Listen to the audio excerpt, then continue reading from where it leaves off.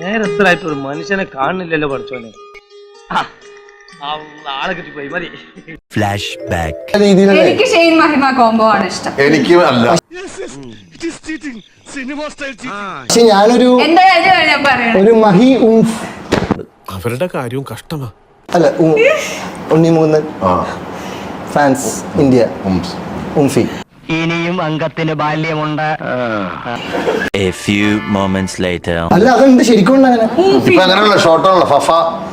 തോന്നി അതങ്ങനെ വരൂ, അതങ്ങനെ സംഭവിക്കൂ. A few moments later. വാർത്താ സമ്മേളനത്തിൽ വെച്ചാണ് ഉണ്ണി മുകുന്ദനോടും അദ്ദേഹത്തിന്റെ ആരാധകരോടും നടൻ ഷെയ്ൻ നിഗം മാപ്പ് പറഞ്ഞത്. എന്തോ കുത്തി പറയുന്ന പോലെ എനിക്ക് ഫീൽ ചെയ്യുന്നുണ്ട് കേട്ടോ.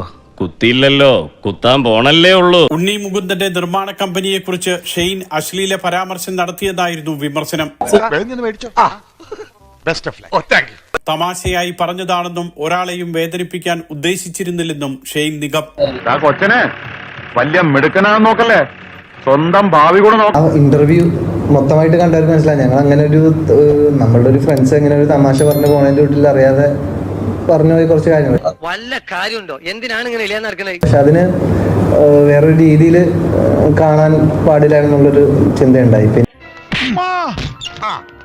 കിട്ടേണ്ടതൊക്കെ കിട്ടിയല്ലോ, സമാധാനമായല്ലോ. പിന്നെ അങ്ങനെ പറഞ്ഞപ്പോ അത് ഉണ്ണിച്ചേട്ടൻ ഞാൻ പേഴ്സണലി മെസ്സേജ് അയച്ചായിരുന്നു. ഉണ്ണിച്ചേട്ടനും അല്ലെങ്കിൽ ഉണ്ണിച്ചേട്ടൻ്റെ ഫാൻസിനും അങ്ങനെ ഒരു ഹേർട്ട് സംഭവിച്ചിട്ടുണ്ടെങ്കിൽ ഞാനത് പരസ്യമായിട്ട് മാപ്പ് ചോദിക്കുകയാണ്.